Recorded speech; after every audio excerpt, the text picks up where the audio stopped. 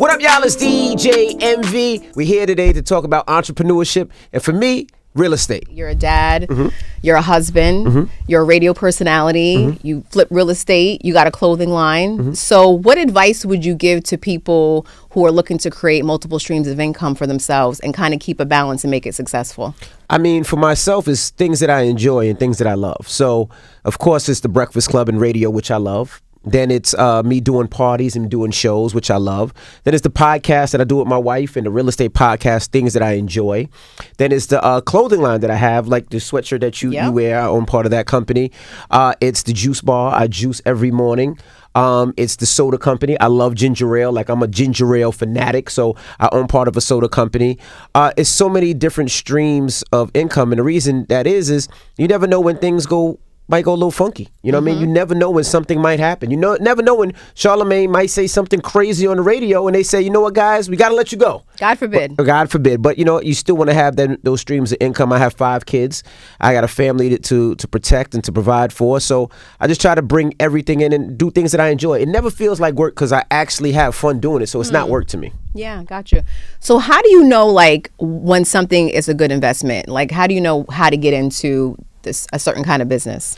As far as investments for me, if it's real estate, it's easy. If it's under market value, I'm usually going to pick it up. And under market value means, you know, a house could be worth $500,000 and I pick it up on auction.com or I find it for $200,000. You know, I know I have enough padding, enough security that I can make some money. So when I do real estate, it has to be under market value. Other things is things I enjoy. I don't necessarily look for a great deal. I look for what I think is dope or what I think I can use or I think is hot, you know.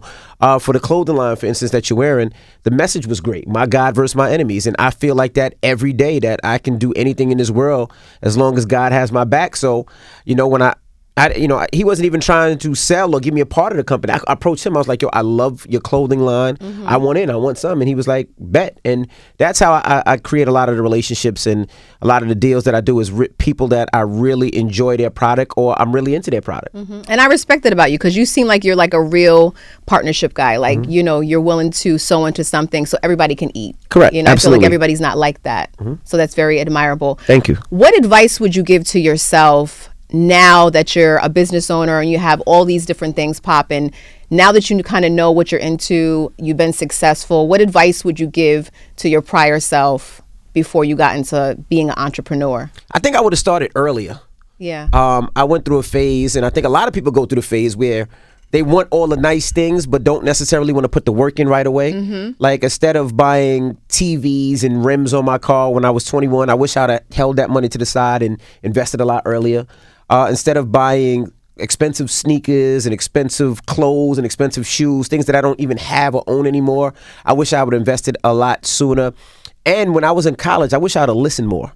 Like, I went to college and I graduated, but I graduated and went to college just to pass. Gotcha. I didn't go to learn, you know? So now I feel like a lot of the stuff that I went to school for, I wish I really had the knowledge. You know, I studied to pass a test, not to really learn. And I wish I would have really, really learned the information. So I see myself going back reading and trying to catch up on the things that I should be knowing. But those are the things I'd have told myself. Yeah, it's all good. So what advice do you give to someone who has an idea and they want to be an entrepreneur, but they really don't know, like, what the next steps are? Okay. The first thing I say is, can I curse? No. Okay. F what anybody else says. You know, because that's the first thing. I remember when I first started DJing, everybody was like, oh, well, you need a job with a hat. You need a job with benefits. You needed this. And I was like, this is my passion. At the time, I was 17, 18 years old. I didn't have any responsibilities. I didn't have a family, no kids. The only thing I had to pay was my cell phone bill. So it gave me the opportunity to go out and really work hard and really, really try to take the DJing thing to the next level. But that's the first thing I would say. F what anybody says. If this is your passion, you got to work hard. You got to do the things other people won't do. While people are sleeping, while people are out in the clubs, while people are partying, those are the times where you really got to say, you know what, how am I going to take my business or my passion to the next level? There's so many times, so many things that I missed as a teen. Like, you know, I really only had one real girlfriend, which is my wife, you know. And they used to call me a turtle because I started so slow. Like I really wasn't out dating. I wasn't doing anything because I was practicing my craft in the basement. I was practicing DJing. I really didn't go to Greek Fest and go to all those parties. I really didn't because I was really into my craft and my passion. Now I do anything I want to do because I'm there and it's kind of running on its own. But, I would just say you got to take those sacrifices. You got to be working when people are sleeping. You got to be a smart thinker. You got to build a strong team. The people around you have to have the same type of passion, meaning, my manager's an engineer, when it comes to certain school things, and he's smarter than me. I want him around me. He's not going to be a yes man. He's going to tell me, Envy, nah, this doesn't seem right. Nah, Envy, this is not right. Right. The person that drives me around, he's a realtor. He has his real estate license, and he knows more about real estate than I do. So he's not just my driver. He's not just my friend. He also helps me with those real estate deals. So I try to keep those type of people around me. Smarter people, smarter than me in certain aspects and certain things. Like staffing your weaknesses. Absolutely. Yeah. So what does success look like for DJ Envy? Success for me has nothing to do with money. It has nothing to do with what I acquire. For me, success is my 5 kids and my wife. That's success in my family to me. That when I come home and I see them smile, that's success. Success to me is like, I just took my daughter on a college tour and saying, baby, I want you to do what makes you happy. I don't care what you want to do. If you want to be a sanitation worker, if that makes you happy, be a sanitation worker. Your dad's job is going to say, well, how can we make this sanitation job a business? We're going to buy a truck and make it a business. If my daughter wants to be, who knows, an architect. If it makes her happy, I just want her to do it. I don't want her to concentrate on money. Right. That's what I think we do a lot in this world. We concentrate on how can we make money and we're not happy. That's why I think a lot of people are dying so young and have so much stress and so much high blood pressure. Like they focus on the wrong thing. With me, I focus on life. I just love life. I enjoy myself. I enjoy my family. I enjoy my kids. So to answer your question, seeing my family smile is everything to me. That's wonderful. That's wonderful. I'm a firm believer too. Like when you're doing what you love, the money's gonna come. It's gonna come. Yeah, it's gonna Might come. take some time. You got to put some grind in, but it'll be there. Well, there it is. Thank you, sir. Thank you so much. Yeah. And I apologize again for not being here. I apologize to you guys. I really wanted to be there, but my partner's actually gonna be here. I own 45 units in real estate. He owns 600. I saw that. Yeah, he owns 600 units. He's a beast. He does this all day long. I mean, he's somebody I aspire to be when it comes to real estate. Like, he's amazing. And not only that, the best thing about him is not the fact that he owns so many units. It's the fact that he has his family working for him. So his brother does property manager. His cousin does construction management. Like, he has his family working for him. So it stays in the family. And, his whole family be good because they all work for each other, which I think is dope. Building generational wealth, which we're going to talk about today, too, on the panel. Absolutely. All right. Good stuff. Thank you. Thank you. All right. So welcome, everybody. How you doing? Are you ready for this amazing panel? Yeah. So I thought it would be great to kind of tell a little story about how you all started in business and how you got into entrepreneurship. And Daymond, I'm going to start with you. How did you first know that you kind of had the hustle of an entrepreneur? I don't think I knew that I had that hustle. I think when you grow up in the inner city, especially in New York City, it's just something you do, that hustle. You don't look at it as being an entrepreneur. You look at it as other ways to make money or, to have money for whatever reason to be. But, my mother always just used to tell me that I have to create a structure because I can't keep working on somebody else's dream because what if they don't do the right things? Then all of a sudden I'm at the mercy of their failures. So I would always have a regular job, a day job, but I was always do my hustle or whatever my dream was on the side. And I failed at my first 6 or 7 businesses. Wow. But I took affordable steps, and that's the key to being an entrepreneur. You have to really take small steps and learn, and then you'll fail, but you'll be able to recover from the failure because they were very small steps. And by the time you get to your 3rd or your 4th or 6th business, whatever the case is, or failure, you know all the things that you were doing wrong in the beginning and where you needed to improve. It's a constant flow of improvement. And like I tell everybody, I worked at Red Lobster probably about 5 years when I was doing FUBU. FUBU was known as a big clothing company. I was still a waiter at Red Lobster because the hype, I didn't catch up to the hype. right? I just had like 10 shirts that I kept putting on videos and taking back and putting on videos and taking back. Same 10 shirts. But I mean, that's a New York City hustle, right? And then, people would come to Red Lobster and be like, yo, you the FUBU guy. And I'm like, yeah. They'd be like, all right, well, go get me some more shrimp. And that'd be it. But, yeah, so the moral of the story is, listen, I really started my first couple of businesses when I was 16. I didn't get public acknowledgement on FUBU till I was 30. But it was a slow grind. But then after I was off to the races, I knew all the things to avoid. And Dana, you and I were talking a little bit about that in the green room. You were just talking about like just hard work, and it's going to happen when it's supposed to happen. So how do you know that you were meant to be an entrepreneur? I realize, and I bet a lot of people are in this room right now, and maybe if it's you need to hear it, but like being an entrepreneur wasn't an option for me. I looked at my family and realized that I did not want to live like that. You know what I mean? And so I couldn't continue to wait for the change. I had to be the change in my family so that my bloodline would continue to change, And to me, I was just so sick and tired of becoming a product of my environment. And I just decided to look at my environment, look at what was going on, look at what was profitable, what were other people doing, using social media as a community and a university for myself because college wasn't like a thing for me. So I just decided to make my community produce the product that I was going to end up selling. And so I never knew I was an entrepreneur. You just kind of have to become sometimes what you don't have. And so anybody out there that's, listening to this panel, like I don't aspire to change the world.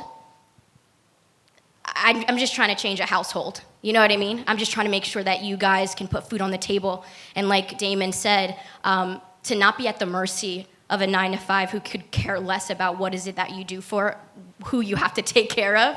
And so to me, entrepreneurship is no longer an option. It's something we all have to be prepared to do. Gotcha. Well said. Well said. So, Mr. Bishop, you've done a lot of work in the inner city and in the urban communities when it comes to business. What would you say are some of the hindrances or some of the stumbling blocks when it comes to the urban community when it comes to business? So thanks for having me here, and it's good to see so many people out here. One of the things that we do at Small Business Services, we are, I would say, the advocate for small businesses. We are the ones that are the safety net, because we know everyone in here has a passion. You have that one thing that you want to do, and we are going to give you the tools to actually figure out how to execute that appropriately. So we teach you not only how to start a business, but we focus on the fundamentals of starting that business. So do you have a path to financing that business? Do you have a path to market that product or whatever it is? How can you get additional resources? One of the things that everybody in here should know is that being an entrepreneur in New York City, you are in the most resourced city for entrepreneurs. The challenge that we have is awareness, which is why we're so happy to be here with iHeartMedia and MetroPlus, because a lot of people don't, until you got here today, you probably never heard of Small Business Services. And the only time you ever heard of a commissioner was probably Commissioner Gordon from Batman. But there is an agency that is specifically responsible for helping small businesses not only start, but expand and operate. So we have not only our workshops, but we have financing. And the question I always get is that, can the government give me a loan or a grant? And I would say, unfortunately, we can't. We're actually testing some areas where we can give a grant. But we have a network of almost 40 lenders, because access to capital, as you probably know, is the biggest challenge for small businesses.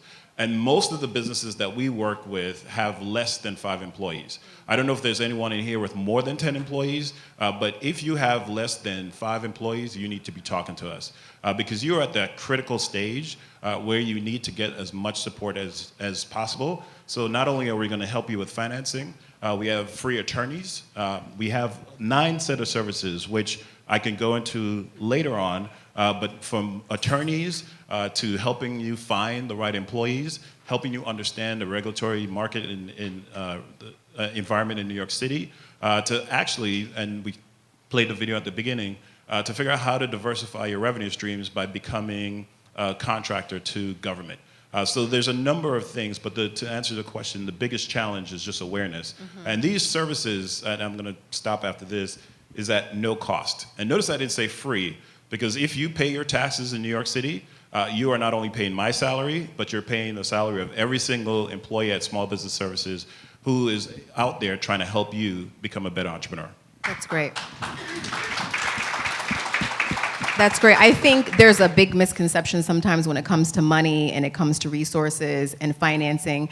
I mean, how, and I'm going to open this up to the panel, how would you say, or is there a certain amount of money that someone needs to start with in order to have a successful business or start a successful business venture? I'm going to start with Daymond. Me? I started with $40. So, you know, some of the stats that you'll find out is that one of the main reasons why small businesses close is actually overfunding. They take out too much money. They leverage too many things before they have a community, a following, or whatever they have to go into, right? So because everybody tells you you got to have all this money. No, that's absolutely the worst thing that can happen. Money only, at the end of the day, if you take money for the wrong reasons, it usually highlights your weaknesses. So if you have a garage full of crap, you can get more inventory. Now you got more crap that you can't sell. If you have a poor marketing idea or a poor marketing plan, and you don't know how to use social media, you can take out all the ads you want, but you're not necessarily hitting the people that you want. You take out, or you open a store, and you open the store in the wrong area because you don't realize who your demographic is. The money is just going to hurt you. So you have to create a following. You have to create a brand. I mean, I stood on the corner. I stood on the corner every single day. Listen, we're all here from New York. When you're standing on the corner of 125 at midnight when the Apollo lets out with your hats, they tell you what they think about your hat and your mama, right? So, but that was the good feedback that I needed so I can improve what I was doing. And so really funding, there is no number. There really is no number. It's creating a following and a base and then being able to deliver to them and over-deliver to them. Gotcha. Dana, what about you? Yeah, I feel like, especially on social media, we look at what entrepreneurship looks like, right? And unfortunately, we're so obsessed with the outcome that we're afraid to go through the process. You don't need to open up a storefront. I totally wouldn't encourage that at all. Say it again. You don't need to open up a storefront. You don't need funds. You don't need money. You don't need anything you're not willing to put in the work yourself. Let me explain something. When it comes to funding a business, Daymond was out there. He was literally on the streets. But being as though there's this thing called social media and creating your own platform, Sprinkle of Jesus was built off $0, a broken iPhone, and a laptop that I refurbished from someone sitting in Starbucks and asked if I could buy it off of them. And now it is the largest online ministry with no church. And so I just encourage you, it doesn't take money. What it takes is for your willingness to sacrifice and saying, oh, I'm going to do whatever is necessary. And the only thing that I encourage everybody in this audience is stop looking to be popular with your business idea and start looking to be more profitable. Because what ends up happening is you guys may be all inspired to start clothing lines, hair salons, all that kind of stuff. But what about a need-based business? No, like, really, really honest, guys. Do you know that we recently, maybe 2 years ago, went into the tax preparation kind of field, and you don't need to be an accountant, you don't need to be certified, you don't need to be anything. And then all of a sudden, what I realize is the average tax return is around $300 to $700. Multiply that by just the 50 people that you have in your family, you easily made $15,000 in the next 3 months. And guess what? Your customer, you don't have to go look for your customer because your customer's looking for you. Do you see? It's truly about the type of business that you decide to go into first. And are you doing this to be cool or to be popular or to get some followers and stuff like that? Or are you deciding to use this opportunity to actually make money? You know what I mean? And so I just encourage you guys with that. I didn't need money because what I did was I looked at my environment and I was like, okay, what do people need? What does she have on right now? What did she spend money on this morning? Oh my gosh, she's paying taxes every single year. Why don't I have a piece of that? You know what I mean? And so I just say, with Sprinkle of Jesus, what ended up happening, we built the mobile application, and then as soon as I saw that it was getting built so much and there were so many people flocking to the platform, I immediately knew I had a conversation with my family and was like, dude, Listen, I know that we've inspired some cute little girl who may look better than me, who may speak better than me, who may know the word of God better than me. Right now, while we have the platform, let's go into need-based business, which then we open a credit repair company, tax preparation, mobile application, and a black-owned beauty supply store. So you don't need money. What you need is to literally look around in your environment and say, okay, what can I do today to make money? Because everyone in this room spent money with someone. They just didn't do it with you. And so today, being with that I started with a phone and a laptop, I will indeed be giving someone out the same exact resource that I had in the beginning. I'll be giving out a MacBook today at the end of the thing. Now you guys have no excuses. So I want to talk about the next important thing to money, which is being healthy, right? And I think a lot of entrepreneurs or solo entrepreneurs or creatives, you know, we kind of walk around with that invincible mentality. And I kind of want to pivot to Carlos to talk a little bit about how many creatives or entrepreneurs or small businesses do you think are uninsured and have their finances in order, but don't have health insurance as a staple part of their business plan? Good question. Thank you for that question, Kenya. Now, health insurance, as you know, everyone knows it. You want the MacBook? Someone won the MacBook. Congratulations. Right. The MacBook and health insurance is a hot topic these days.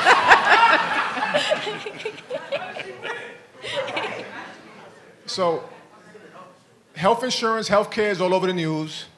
When I say hot topic, not sexy, I'm talking about hot like in sauna. In 5 or 10 minutes, you want to take a break. But for small businesses, it puts pressure on the business, because if you want to grow the business, you need talent. And part of the benefits package is healthcare. That's a compensation package. And you want to take care of people's families. You want to make sure they feel safe. And at the end of the day, you know, it's going to put pressure on them.